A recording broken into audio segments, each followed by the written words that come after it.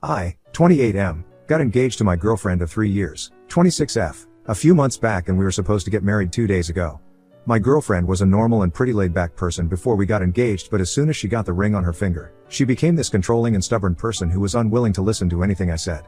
She was the one who planned the entire wedding and didn't take any of my opinions into consideration and did whatever she pleased.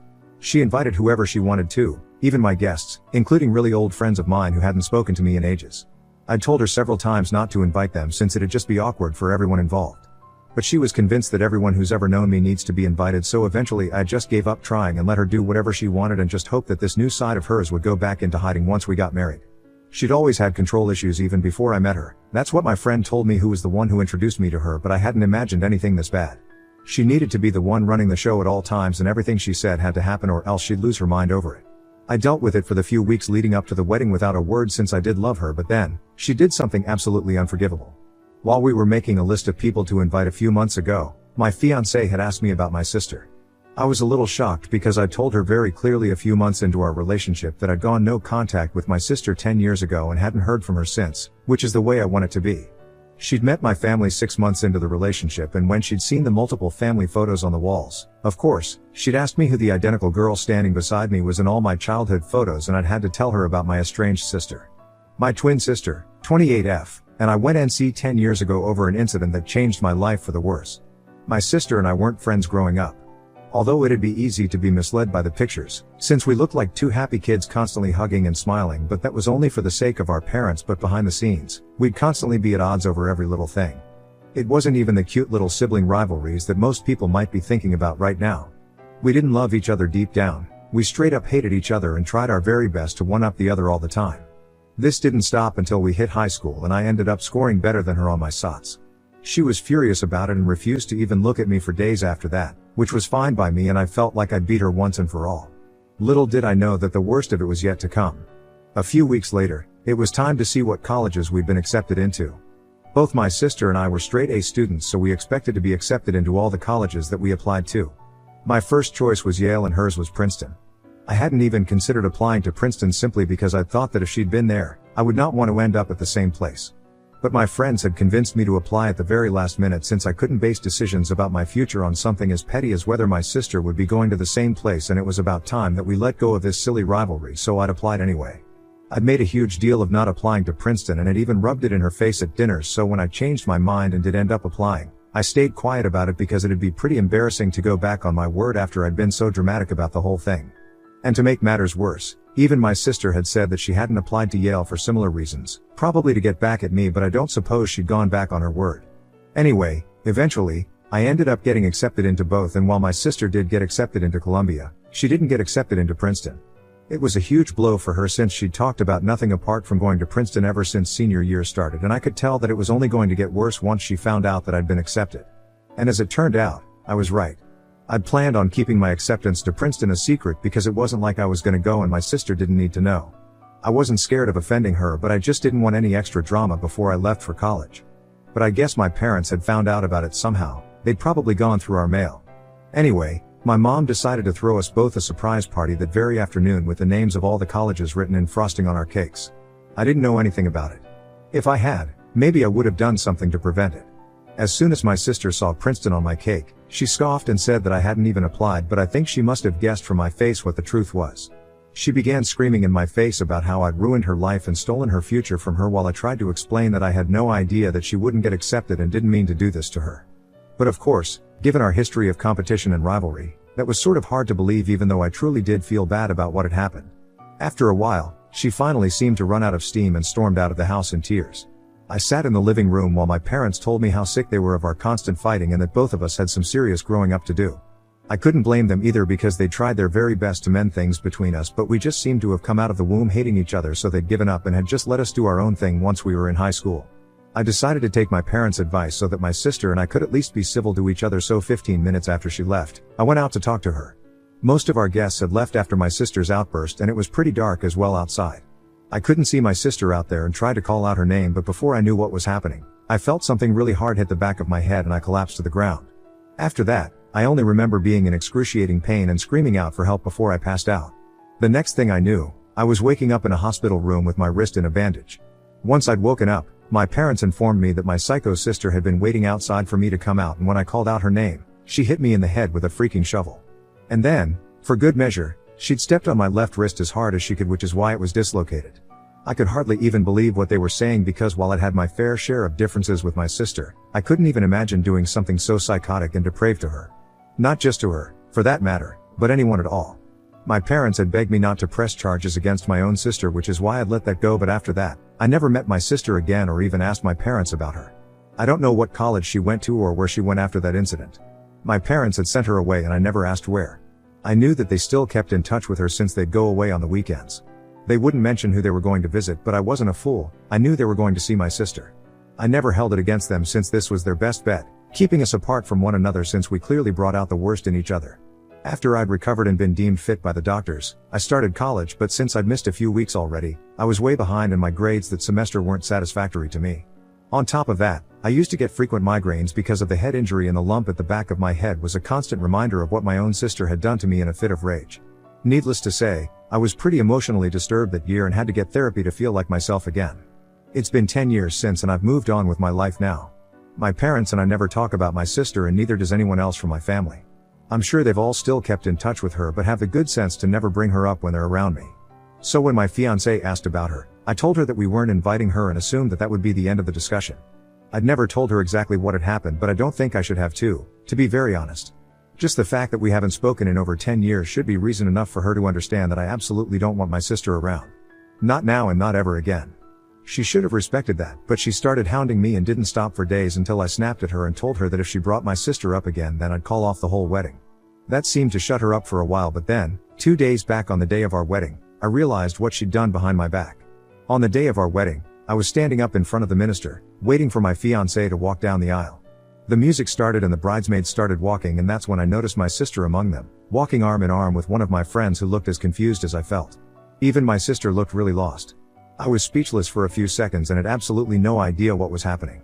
My fiancée finally walked down the aisle, looking really happy and smiling widely, but I didn't feel anything apart from anger and betrayal. I knew this was her doing and couldn't believe she'd even pulled something like this, and on our wedding day, no less. I felt completely blindsided, so of course, I didn't feel particularly emotional, and most of my guests could understand why I had an awful look on my face while my bride was walking down the aisle towards me. When she was finally standing across from me, still sporting that smile, I didn't waste a second and asked her why my sister was there when I'd categorically told her not to invite her under any circumstances. She told me that she didn't want to have that discussion and wanted to get married first, but obviously, that was not going to happen. Not anymore. So I told her that we needed to talk about this right now, and she admitted that she'd told my parents that I'd been talking about wanting to reconcile with my sister before getting married, which is how she'd managed to persuade them to give her my sister's address and contact info. She told me that she'd worked really hard to convince them just so she could surprise me, and even had the audacity to say that she thought that it was about time that we made peace with our past, even though she had no idea what had actually happened 10 years ago. We were up there, arguing back and forth for like 5 minutes while our guests waited, and finally, I realized that there was just no point in fighting for our relationship anymore. I was done and didn't want anything to do with this woman, so I just walked out of the wedding. I could hear her calling for me to come back, but I didn't pay any heed to it and continued walking until I reached my car. Then, I started driving and kept driving until sunset. I couldn't find any decent hotels around, so I decided to sleep in my car itself. I canceled everything on the phone in the evening and ignored all the calls and messages from my fiancé and family on purpose. Thankfully, I had enough gas to go back home the next day, but as soon as I saw my fiancé's car in the driveway, I decided to live at a hotel instead. It's been 2 days and I haven't responded to any of my fiancé's calls or texts. My parents have also been trying to get through to me, but I can't bother with them right now, honestly. I can't even believe they were stupid enough to think that I'd suggest reconciling with my sister ever and fell for my fiancé's lie. The least they could have done was call me up to confirm if this is what I wanted, but they chose to believe that this is the kind of surprise I would have wanted at my wedding. Most of all, I'm beyond pissed off at my fiancée because of what she did. She had absolutely no right to go behind my back, manipulate my parents, and then bring my sister, whom I'd been NC with for 10 years, to our wedding. She'd created a royal mess of things, none of which would have happened if she just respected what I'd said. A few hours ago, she sent me a really long text about how she'd only found out what had really happened all those years ago from my parents yesterday after I walked out of the wedding. She apologized for blindsiding me and agreed that she should have listened to me when I said I didn't want my sister at our wedding. She also mentioned that my parents and friends were livid that she'd done something of this sort, and she'd received an earful from all of them.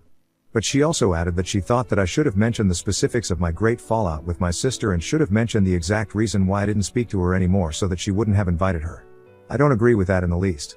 Yeah, Maybe that would have helped, but I shouldn't have to spell out everything for her. It was a painful memory for me and I don't like talking about it. Besides, she should have just believed me when I told her that I didn't want my sister anywhere near me. Nobody just cuts off their sister for 10 years without a valid reason, and she should have known that. It was a horrible time for me, and maybe, sometime in the future, I would have told her, but until then, she could have just taken my word for it. I'm not getting married to her anymore, that's for sure, but I don't know if I owe her an apology either. I don't feel particularly sorry about it, and if anything, she should be the one apologizing without blaming me. So what do you guys think? Ida for not telling my fiancé exactly why I'd cut my sister off all those years ago? Update 1. I've been living in the hotel for 3 days now. I posted my question yesterday and I guess I was right not to apologize, so I'm back to ignoring her. I did speak to my mom this morning, though. It was weird and strange, but she told me that she was terribly sorry for what had happened and that she should have known that I'd never want my sister around. She explained to me that my fiancé had gotten in touch with them a few weeks ago and had pretty much been trying to convince them for weeks before they agreed to give out my sister's information. My fiancé had also forced them into promising her that they wouldn't speak to me about it since she wanted it to be a surprise, and in hindsight, they do think that it was a stupid decision on their part. I'm glad that they realized that and apologized for it, too. I'm not sure if I feel like forgiving them just yet since I'm pretty torn up about my feelings right now, but eventually, I guess I will forgive them. Just not now. I'm planning on going back home in a few days, but I have to make sure that my fiancé isn't there when I get back. Obviously, she'll be the one moving out since the house is actually mine. I'll give her enough time to pack up and move out, which is more than what she deserves. Anyway, this relationship is definitely over now and I'm honestly just relieved. Update 2. I told my fiancé a few days back that she needed to vacate the house as soon as possible and gave her 5 days to do it. Today, it's the 6th day and I went back to my own house, believing that she'd be gone by now since she'd texted me back saying that she'd move out by today. So I went back home and to my surprise, I found her waiting for me in the living room. Very cleverly, she'd probably managed to park her car somewhere else so that I'd think she wasn't there anymore, and I fell for it. I was really annoyed to see her there and told her that I really wasn't in the mood to discuss anything with her right now. True to character, my fiancé didn't pay any attention to what I was saying and started rambling about how she'd been worried sick for these past few days and that I should have at least told her where I was.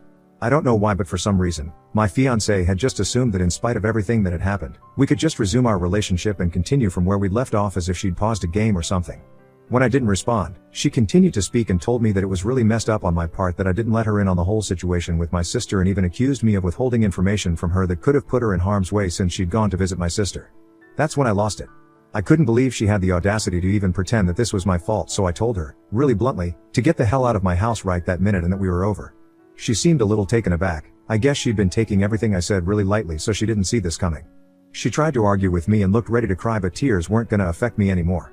I told her that she needed to leave right that second because I just couldn't stand the sight of her and the sound of her voice was driving me nuts. I just couldn't take her crap anymore and wanted her to leave for good. I think I must have struck a nerve there because she burst into tears then and there, but I was so emotionally exhausted that I didn't even bother consoling her and just left her crying there, while I went into my bedroom and locked myself in there to take a nap. I must have been asleep for a while because when I woke up, it was dark outside and my fiancé was gone. I know that she'd come back later to take her things with her, but for now, I'm finally on my own and have some space to think and process everything that's happened to me this week. Update 3. It's been 3 days since my fiancé left, but she hasn't been able to accept the fact that we're over yet and has been calling me every single day.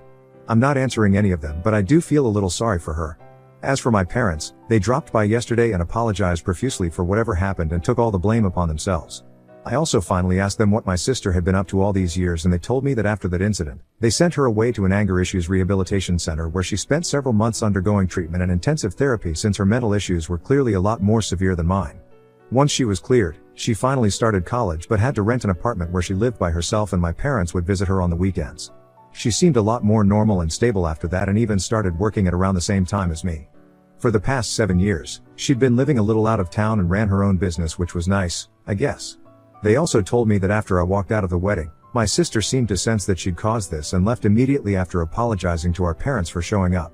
Apparently, she'd been told by my fiancé that this was just a rehearsal and not the actual wedding, but it all seemed pretty real to her, which is why she'd looked so confused. My parents also handed me a letter that my sister had written to me, and after they left, I finally opened it up and read it. It's been an hour since then and I'm still shattered by it. She'd apologized for every single thing that she'd put me through while we were kids and then as teens and promised me that she'd changed now. Her words seemed full of regret about how we could have been the best of friends but are just bitter strangers now, and said that while she didn't hold any hope to reconcile anytime soon because of her violent streak, she did wish that I'd forgive her someday and that we'd have a real, genuine shot at being the kind of siblings that people would want us to be. I teared up reading that, and I guess I do want the same thing. I'll give myself some time to think about it and maybe, if I feel ready for it, I'll forgive her someday since I've been pretty cruel to her as a child too. For now, I just want to rebuild my life and focus on improving my mental state since the past few months have really taken a toll on me. Honestly, I'm just waiting for my fiancée to come and take back her stuff so that I can block her and move on with my life once and for all. I think I've had enough drama for a lifetime and I'm just done.